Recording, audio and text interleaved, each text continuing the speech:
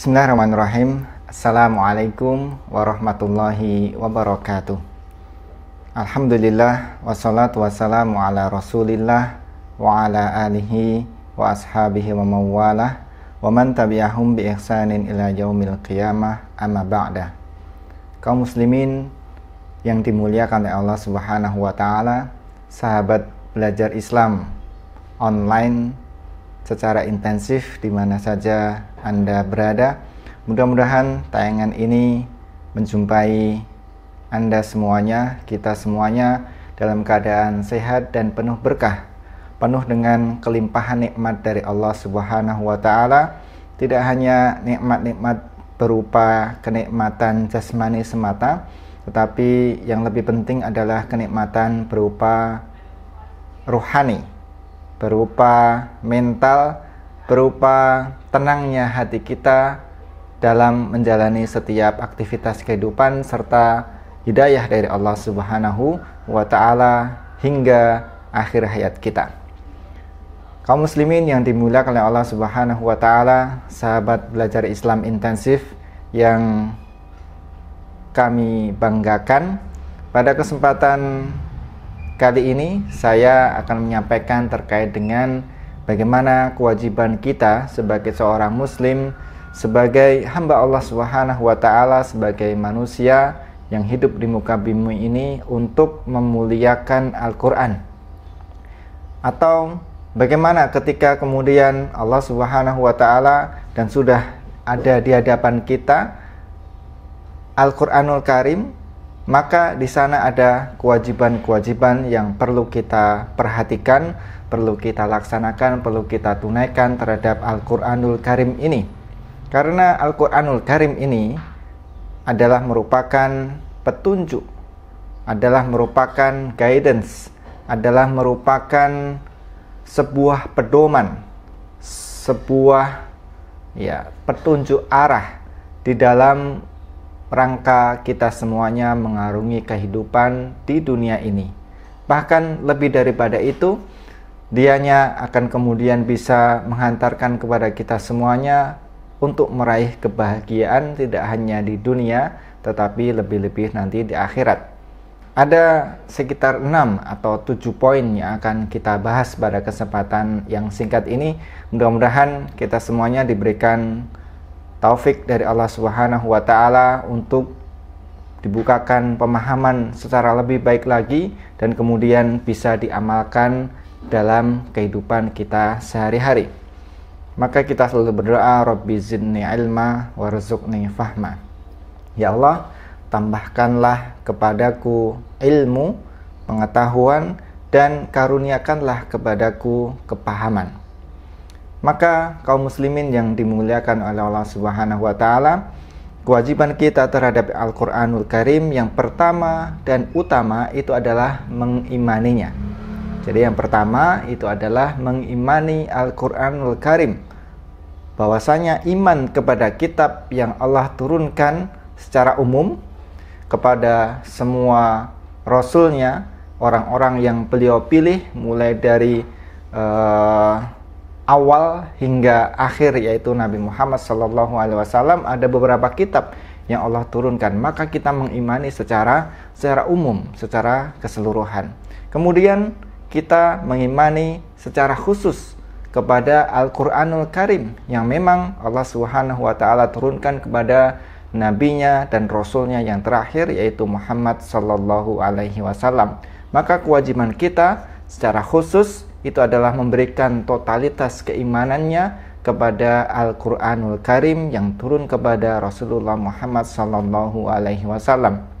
Dan ini perkara keimanan kepada kitab, khususnya Al-Qur'anul Karim, itu adalah merupakan rukun di antara rukun-rukun iman yang tidaklah tegak keimanan seseorang kecuali tegak ke-6 rukunnya. Masih ingat apa itu 6 rukun iman? Iman kepada Allah, iman kepada malaikat, iman kepada kitab-kitab Allah yang Allah turunkan yang kita bahas pada kesempatan kali ini. Kemudian iman kepada Rasul, kemudian iman kepada hari akhir, dan terakhir iman kepada takdir atau qada dan qadarnya Allah Subhanahu wa taala. Maka keimanan di sini kepada Al-Qur'anul Karim itu adalah dengan sebenar-benar iman, disertai dengan keyakinan yang kokoh di dalam jiwa kita, kemudian kita implementasikan pada setiap gerak-gerik anggota tubuh kita, bahwasanya Al-Quran itu adalah merupakan kalamullah, adalah merupakan firman Allah Subhanahu wa ta'ala, lafdan wa ma'nan, secara lafaz-lafaznya maupun secara maknanya, semuanya adalah merupakan kalamullah, baik itu hurufnya maupun apa yang terkandung di dalam huruf tersebut dan bagaimana media transfer huruf tersebut. Atau kemudian karena itu adalah kalam, maka bagaimana ucapan. Tentu saja ucapan di sini Allah Subhanahu wa ta'ala maha suci, maha sempurna, yang tidak serupa dengan makhluknya. Oleh karena itu, untuk kemudian memberikan ringkasan bagaimana poin-poin kita di dalam mengimani Al-Quranul Karim ini, maka Syekh Al-Utsaimin rahimahullahu ta'ala di dalam syarah Ushulul Iman, beliau memaparkan bahwasanya keimanan kepada Al-Quranul Karim, kepada kitab-kitab Allah Subhanahu wa ta'ala itu mencakup empat perkara. Yang pertama adalah mengimani bahwasanya turunnya kitab-kitab Allah itu benar-benar dari sisi Allah Subhanahu wa ta'ala. Jadi Allah Subhanahu wa ta'ala sebagai zat yang menurunkan Al-Quranul Karim, maka kita benar-benar mengimani bahwasanya dia berasal dari Allah Subhanahu wa ta'ala, Tuhan semesta alam. Kemudian yang kedua, yaitu adalah dengan mengimani nama-nama kitab yang telah kita ketahui namanya, seperti Al-Quran, seperti Taurat. Al-Quran turun kepada Nabi Muhammad SAW, Taurat turun kepada Nabi Musa alaihissalam, Injil turun kepada Nabi Isa alaihissalam, Zabur diturunkan kepada Nabi Daud alaihissalam, dan yang lainnya. Jadi mengimani nama-namanya. Kemudian yang ketiga, menurut Al-Imam Syekh Utsaimin, bahwasanya kita dituntut untuk membenarkan berita-berita yang sahih, berita-berita yang valid dari Al-Quran tersebut, dan berita-berita lain yang tidak diganti atau diubah dari kitab-kitab dahulu sebelum Al-Quranul Karim. Ya. Jadi ketika kemudian kitab-kitab itu turun mulai dari nabi-nabi sebelum Rasulullah Muhammad SAW, ketika tidak diubah maka kita mengimaninya. Dan ini perlu penjelasan lebih detail bahwasanya kalau kita berbicara hari ini, maka yang kitab sebelum Al-Quranul Karim tersebut itu sudah susah dibuktikan kesahihannya dan kevalidannya. Oleh karena itu kemudian turunnya Nabi Muhammad SAW itu sebagai pelengkap penyempurna, maka kita kaum muslimin itu diharuskan untuk membenarkan Al-Quranul Karim secara keseluruhan, dan kemudian sudah mencukupkan diri dengan Al-Quranul Karim tersebut. Sebagaimana dahulu ketika Umar bin Khattab, ada sebuah riwayat, pernah suatu ketika beliau ketahuan atau kemudian tidak sengaja diketahui oleh Rasulullah SAW ketika membolak-balikkan kitab-kitab Injil. Ya. Wallahu nanti bisa dibenarkan kitab Injil atau kitab Taurat. Maka kemudian dia diperingatkan oleh Rasulullah Muhammad SAW, yang maknanya sekiranya Musa, Isa itu hidup setelah Nabi Muhammad SAW, maka mereka semuanya diperintahkan untuk mengikuti ajarannya Nabi Muhammad SAW. Ala kulli hal, kita kemudian patut membenarkan semua kabar yang valid, yang benar, yang dibawa oleh Al-Quranul Karim. Itu yang ketiga. Kemudian yang keempat, poin-poin keimanan kita kepada Al-Quran atau kitab-kitab itu adalah dengan mengamalkannya. Setelah kita membenarkan, mengilmuinya, memasukkannya ke dalam diri kita, pikiran kita, akal kita, hati kita, dan seluruh anggota badan kita, kemudian kita mengamalkannya. Hukum-hukum yang tidak dihapus daripada hukum-hukum terdahulu, misalkan beberapa syariat haji, kurban dan lain sebagainya, kita ketahui berasal dari Nabiullah Ibrahim, dan itu tetap dijalankan oleh Nabi Muhammad SAW, maka kemudian kita pun mengamalkannya sesuai dengan yang diamalkan oleh Rasulullah Muhammad SAW. Kita ridho dan tunduk kepadanya, baik itu mengetahui hikmahnya maupun belum mengetahui hikmahnya, dan ini penting. Jadi keimanan itu menuntut kita untuk sami'na wa ta'na. Kita mendengar informasi secara benar, ilmu secara benar, dan kemudian mengamalkannya tanpa kemudian harus bertanya lebih lanjut lagi. Bukan sami'na wa tafakkarna, kami mendengar kemudian kami pikir-pikir dulu, kalau kemudian sejalan dengan perasaan kita, pikiran kita, baru dijalankan. Kalau yang tidak sejalan, maka kemudian tidak diamalkan. Tidak, semua syariat yang termaktub di dalam Al-Quranul Karim dan sudah disampaikan oleh Rasulullah Muhammad SAW itu patut untuk kemudian kita terima dan kita amalkan semaksimal mungkin, walaupun kadang dalam detailnya kita belum mengetahui hikmahnya secara terperinci. Allah Subhanahu wa taala berfirman dalam hari ini, A'udzubillahi minasyaitonirrajim, wa anzalna ilaikal kitaba bil haqqi musaddiqal lima baina yadayhi minal kitabi wa muhaiminan alaih. Allah Subhanahu wa taala berfirman yang artinya, dan kami telah turunkan kepadamu Al-Qur'an dengan membawa kebenaran, membenarkan apa yang sebelumnya, yaitu kitab-kitab yang diturunkan sebelumnya, dan sebagai muhaimin terhadap kitab-kitab yang lain itu. Maksud dari muhaimin ini adalah bahwasanya Al-Quran itu sebagai hakim, sebagai tolak ukur untuk memutuskan benar atau tidaknya apa-apa yang terdapat di dalam kitab-kitab terdahulu. Maka berdasarkan hal ini, kita tidak boleh mengamalkan hukum apapun dari hukum-hukum kitab yang terdahulu kecuali sudah dibenarkan oleh Al-Quranul Karim. Itulah 4 poin yang kemudian menjadi landasan kita di dalam mengimani Al-Quranul Karim ini. Itu kewajiban yang pertama, mengimani Al-Quranul Karim. Kemudian yang kedua, kewajiban kita terhadap Al-Quranul Karim adalah dengan ta'zim, dengan mengagungkannya. Karena firman ini, jadi Al-Quranul Karim ini adalah merupakan firman dari Allah Subhanahu wa taala, maka kemudian kita pun mengagungkan sebagaimana kita meyakini bahwasanya dia telah datang dari Zat yang Maha Agung, yang Maha Sempurna, maka kemudian ini adalah merupakan ciri-ciri orang yang soleh. Baik itu umat-umat terdahulu, apalagi kemudian umatnya Nabi Muhammad SAW.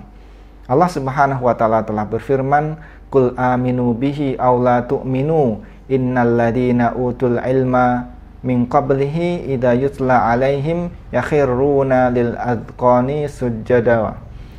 Katakanlah, berimanlah kamu kepadanya atau tidak usah beriman, sama saja bagi Allah Subhanahu wa taala. Sesungguhnya orang-orang yang diberi pengetahuan sebelumnya, apabila Al-Quran dibacakan kepada mereka, mereka kemudian menyungkurkan atas muka mereka seraya sambil bersujud. Al-Quran surat Al-Isra ayat 107. Maka sebagai bentuk pengagungan itu kemudian kita menundukkan jiwa dan hati kita sampai menunjukkan fisik kita untuk bersujud kepada Al-Quranul Karim. Tentu saja nanti terkait dengan hukum-hukum sujud dan tata cara sujud ada pembahasan fikihnya tersendiri. Intinya kita diminta kepada Allah Subhanahu wa taala untuk mengagungkan Al-Qur'anul Karim ini. Dan perasaan bahwasanya kita bisa ta'zim terhadap Al-Qur'anul Karim ini adalah merupakan kenikmatan dari Allah Subhanahu wa taala terhadap hamba-hambanya yang dikehendaki dan dipilihnya. Sebagaimana firman Allah Subhanahu wa taala yang artinya mereka itu adalah orang-orang yang telah diberikan kenikmatan oleh Allah. Ulaikal ladzina an'amallahu alaihim minan nabiyyina min dzurriyyati Adam wa mimman hamalna ma'a Nuh wa min dzurriyyati Ibrahim wa Israil wa mimman hadaina wastabaina. Idza tutla alaihim ayatu rahmani kharru sujjada wa bukiya. Mereka itu adalah orang-orang yang telah diberikan kenikmatan oleh Allah Subhanahu wa taala, yaitu para nabi dari keturunan Adam, dan dari orang-orang yang telah kami angkat bersama Nuh, dan dari keturunan Ibrahim dan Israel, dan dari orang-orang yang telah kami berikan petunjuk kepada mereka dan telah kami pilih. Apabila dibacakan kepada mereka semuanya ayat-ayat Allah Subhanahu wa taala yang Maha Pemurah kepada mereka, maka mereka pun kemudian menyungkur dengan sujud dan menangis. Quran surat Maryam ayat 58. Maka kaum muslimin yang dimuliakan oleh Allah Subhanahu wa taala, sebagai bentuk pengagungan kita kepada Al-Qur'anul Karim, maka ada adab-adab yang perlu kemudian kita perhatikan sebagai sebuah bentuk kita mengagungkan Al-Qur'anul Karim. Di antaranya adalah yang pertama adalah mengagungkan Al-Qur'an itu bermakna mengagungkan perintah dan larangan yang terkandung di dalamnya. Jadi bukan sekedar mengagungkan fisik daripada Al-Qur'anul Karim, tetapi kemudian misalkan ini saya ambil ya. Kita tidak semata-mata mengagungkan fisik daripada Al-Qur'anul Karim kalamullah ini, tetapi mengagungkannya adalah bermakna dengan mengagungkan perintah dan larangannya, yaitu semaksimal mungkin menjalankan perintah yang ada di dalam Al-Qur'anul Karim dan kemudian menjauhi semaksimal mungkin larangan-larangan yang terkandung di dalamnya. Kemudian yang kedua adalah mengagungkan itu adalah dengan menjaga adab saat membaca Al-Qur'an. Hendaklah seorang yang ingin membaca sebuah kalamullah, sebuah media komunikasi, sebuah ya katakanlah surat dalam tanda kutip dari Allah Subhanahu wa taala, maka kita pun harus memiliki adab-adab untuk mengimplementasikan, untuk mengejawantahkan sebagai bentuk pengagungan kita. Di antaranya adalah dengan kita membersihkan diri kita, mulut kita, badan kita, pakaian kita, tempatnya juga kita bersihkan, dan sangat dianjurkan untuk kalau bisa menghadap kiblat dan penuh dengan kekhusyukan dan ketenangan. Yang ketiga adalah dengan memperhatikan adab-adab terhadap mushafnya itu sendiri. Misalkan tidak dengan meletakkannya di bawah di lantai yang kemungkinan terinjak itu besar, diletakkan di tempat yang kotor dan lain sebagainya. Misalkan ditumpuk di antara buku-buku, maka hendaklah Al-Qur'anul Karim ini diletakkan pada posisi yang paling atas, sehingga kemudian tidak tertimbun dengan buku-buku yang lainnya. Menjaga kebersihannya, tidak kemudian termasuk merobek, membakar dan lain sebagainya. Waliyadzubillah, itu adalah merupakan perbuatan orang-orang yang sama sekali tidak mengagungkan Al-Qur'anul Karim. Kemudian yang keempat adalah mengagungkan para pengemban Al-Qur'anul Karim, para hamilul Qur'an. Mereka adalah orang-orang yang telah Allah Subhanahu wa taala pilih dengan kemuliaan, karena Al-Qur'an ini tidaklah turun kepada sesuatu yang mulia, maka kemudian hendaklah kita bisa melaksanakannya.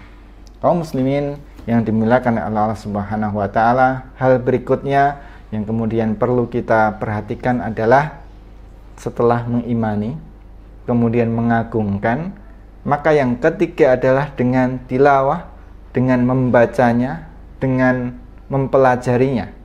Ya. Jadi yang ketiga ini adalah merupakan aspek lebih kepada kognitif fi'liyah kita. Jadi bagaimana kemudian kita membacanya, tilawah, bagaimana kemudian kita merutinkan ya satu hari satu ayat, satu hari dua ayat, satu hari satu lembar, satu hari dua lembar dan seterusnya, sehingga kemudian mungkin satu hari satu juz dan seterusnya. Itu adalah merupakan bentuk kita di dalam melaksanakan kewajiban kepada Al-Qur'anul Karim.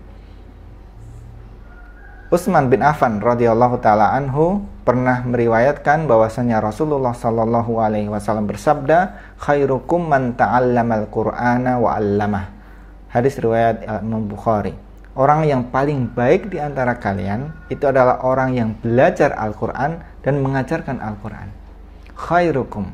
Maka sebaik-baik kita itu bukan yang paling baik fisiknya, bukan paling baik status sosialnya, bukan paling baik harta benda materi, tetapi yang paling baik di antara kita semuanya itu adalah yang kemudian paling baik di dalam mempelajari Al-Qur'anul Karim dan yang paling baik di dalam mengajarkan Al-Qur'anul Karim. Maka ini adalah merupakan sebuah penghargaan dari Allah Subhanahu wa taala ketika kemudian kita bisa mempelajari Al-Qur'anul Karim, membacanya, maka akan ada kemuliaan-kemuliaan yang sudah Allah Subhanahu wa taala janjikan kepada kita semuanya. Di antaranya adalah hadis yang diriwayatkan oleh Imam Muslim. Rasulullah sallallahu alaihi wasallam bersabda, "Wa man istama'a qaumun min baiti min buyutillah yatlu alaihim kitaballah wa yatadarasunahu bainahum illa nazalat alaihimus sakinah wa ghasiyatuhum rahmah wa hafathumul malaikah wa dzakarahumullahu fiman indah." Ya, tidaklah suatu kelompok, suatu kaum, kumpulan daripada individu-individu itu berkumpul di bait min buyutillah, di antara rumah-rumah Allah Subhanahu wa taala, yaitu masjid. Kemudian mereka yatluna kitaballah, mereka membaca Al-Qur'anul Karim ini. Kemudian apa yang Allah Subhanahu wa taala berikan kepada aktivitas membaca Quran di masjid tersebut, yaitu illa nazalat alaihimus sakinah. Maka mereka pun kemudian diturunkan as-sakinah kepada mereka, ketenangan, sebuah perasaan yang damai, tentram, yang tidak bisa digambarkan dengan kata-kata kecuali kita mengalaminya sendiri. Maka bacalah Al-Qur'anul Karim ini di masjid-masjid Allah Subhanahu wa taala. Wa hafathumul malaikah, dan malaikah kemudian mengelilinginya, menaunginya, mengayominya. Wa dzakarahumullahu fiman indah, dan Allah Subhanahu wa taala menyebut-nyebut para orang yang membaca Quran di masjid ini kepada mereka makhluk yang berada di sisi Allah Subhanahu wa taala. Maka ini adalah kemuliaan-kemuliaan yang luar biasa ketika kemudian kita melaksanakan aktivitas belajar Al-Qur'anul Karim. Dan ketika kita bisa mengajarkannya, maka itu adalah merupakan kewajiban yang lebih spesial lagi kepada orang-orang tertentu. Karena untuk bisa mengajar, dia tahu ilmunya. Ketika ilmu itu didapatkan dengan cara proses belajar, maka ini adalah suatu kemuliaan yang tidak didapatkan kecuali orang-orang yang telah dipilih oleh Allah Subhanahu wa taala. Kemudian termasuk di situ adalah kegiatan berinteraksi dengan Al-Qur'anul Karim. Itu adalah setelah membaca, sebisa mungkin kemudian kita menghafalnya, kemudian kita belajar bagaimana artinya, bagaimana kemudian tafsirnya, bagaimana kemudian ilmu-ilmu Quran yang terkait di dalamnya. Maka itu adalah merupakan suatu kewajiban bagi kita semuanya sesuai dengan kemampuan yang sudah Allah Subhanahu wa taala berikan kepada kita. Kaum muslimin yang dimuliakan oleh Allah Subhanahu wa taala, yang ketiga atau terakhir pada sesi ini adalah kita memiliki kewajiban untuk mentadaburi Al-Qur'anul Karim. Setelah mengimani, kemudian yang kedua apa tadi? Mengagungkannya. Kemudian yang ketiga tadi adalah membaca dan kemudian berinteraksi dengan Al-Quran dengan kegiatan-kegiatan belajar dan mengajar. Kemudian yang keempat adalah dengan mentadaburinya. Allah Subhanahu wa taala berfirman, "Afala yatadabbarunal Qur'ana am ala qulubin aqfaluha?" Maka apakah mereka tidak mentadaburi Al-Qur'anul Karim, memperhatikan dengan sungguh-sungguh Al-Qur'anul Karim, ataukah hati mereka terkunci? Quran surat Muhammad ayat 24. Di dalam ayat yang lain Allah Subhanahu wa taala berfirman, "Afala yatadabbarunal Qur'ana walau kana min 'indi ghairillahi lawajadu fihi ikhtilafan katsira." Apakah mereka tidak memperhatikan, mentadaburi Al-Qur'an? Kalau sekiranya Al-Quran itu bukan dari sisi Allah Subhanahu wa taala, tentulah mereka mendapatkan pertentangan, ikhtilaf yang banyak di dalamnya. An-Nisa ayat 82. Allah berfirman pula di dalam surat Shad ayat 29, kitabun anzalnahu ilaika mubarakun yadabbaru ayatihi waliyatadzakkara ulul albab. Ini adalah kitab yang kami turunkan kepadamu penuh dengan berkah supaya mereka memperhatikan, mentadabburi ayat-ayatnya dan supaya mereka mendapatkan pelajaran. Supaya mendapatkan pelajaran orang-orang yang mempunyai pemikiran. Ulul albab. Nah, kegiatan tadabbur ini perlu kemudian kita galakkan karena ini sesuatu yang hilang pada zaman kita. Karena Al-Quran ini dimaknai kesakralannya dengan tidak pada tempatnya. Maksudnya kemudian hanya dibaca, hanya dihafal, tetapi kemudian tidak dilakukan aktivitas tadabbur. Karena memikirkan Quran itu adalah merupakan sesuatu yang bukan pada makomnya, kata sebagian orang tersebut. Tidak. Kegiatan tadabbur ini adalah kegiatan yang Allah Subhanahu wa taala wajibkan kepada semua umat manusia. Tentu saja sesuai dengan batas kemampuannya. Kalau batas kemampuan kita yang paling rendah, maka kemudian kita persembahkan kemampuan tersebut semaksimal mungkin untuk memikirkannya, untuk menelaahnya, untuk kemudian bagaimana kita bisa mengambil pelajaran yang banyak dari Al-Quran Karim tersebut. Ya, jadi di sini perlu kita sampaikan bahwasanya tadabbur itu berbeda dengan tafsir. Kalau tafsir benar bahwasanya itu perlu ilmu-ilmu yang mendasari sebelum menafsirkan. Yang intinya secara singkat, nanti kemudian bisa diperinci pada kesempatan yang lain, beda antara tadabbur dengan tafsir. Kalau tafsir itu adalah kemudian mengeluarkan hukum-hukum halal haram, sunnah, mubah, wajib, dan lain sebagainya. Ya. Jadi sampai kepada kesimpulan hukum yang kemudian ini memerlukan ilmu tersendiri. Tetapi kalau tadabbur itu adalah kemudian untuk menguatkan pemahaman, hikmah, dan keimanan kita yang tidak sampai kepada level membuat hukum atau membuat kesimpulan hukum yang memang ini adalah kemudian levelnya atau ranahnya para ulama. Ya. Tetapi kemudian ancaman Allah Subhanahu wa taala ketika kita tidak mentadabburi Al-Qur'anul Karim itu diibaratkan hatinya terkunci. Wal iyadu billah. Maka mentadabburi Al-Qur'anul Karim ini adalah merupakan kewajiban bagi tiap orang-orang yang beriman. Karena ancamannya ketika hilang proses tadabbur ini, walaupun paling rendah prosesnya, itu adalah dengan terkuncinya hati. Wal iyadu billah. Maka kaum muslimin yang dimuliakan oleh Allah Subhanahu wa taala, marilah kita bisa mentadabburi Al-Qur'anul Karim ini dengan sebaik-baiknya. Wallahu taala alam.